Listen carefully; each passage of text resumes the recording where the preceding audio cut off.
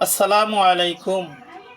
যিনি এখন সবার দোয়ায় থাকেন, মুনাজাতে থাকেন, মহান রব্বুল আলামিনের দরবারে হাত তুললে যার নামটা বলতেই হয়, তিনি হলেন গিয়ে আমাদের বোন মাগুরার সেই আসিয়া। নরপিশাচ মানুষরূপী শয়তান মানুষ যখন কুকুরে পরিণত হয় তখনই এরকম একটা ধর্ষণের কাজ করতে পারে। যে মেয়েটা ৮ বছরের মাত্র, কিভাবে এই মেয়েটাকে ধর্ষণ করলো, আজ আমরা সোশ্যাল মিডিয়ার কারণে সকলের কাছেই স্পষ্ট। আমরা সকলে মেয়েটার জন্য দোয়া করব। আর এর সাথে সাথে বাংলাদেশ সরকার প্রধানের কাছে আমাদের আবেদন যে আপনি এমন একটা আইন করে যান যে আইনটা দেখলে মানুষ এই ধর্ষণের কথা কল্পনাও করবে না স্বপনে। কি করে এরকম একটা কাজ করতে পারে?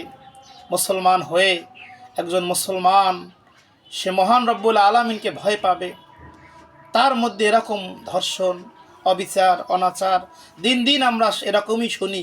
কিছুদিন পর পর আমাদের কাছে আসে এখানে ধর্ষণ, ওখানে আহাজারি, খুন, বিভিন্ন প্রকারের রাহাজানিতে আমাদের এই দেশটা ছেয়ে গেছে। আল্লাহ যেন আমাদের এ বিপদ থেকে হেফাজত করে।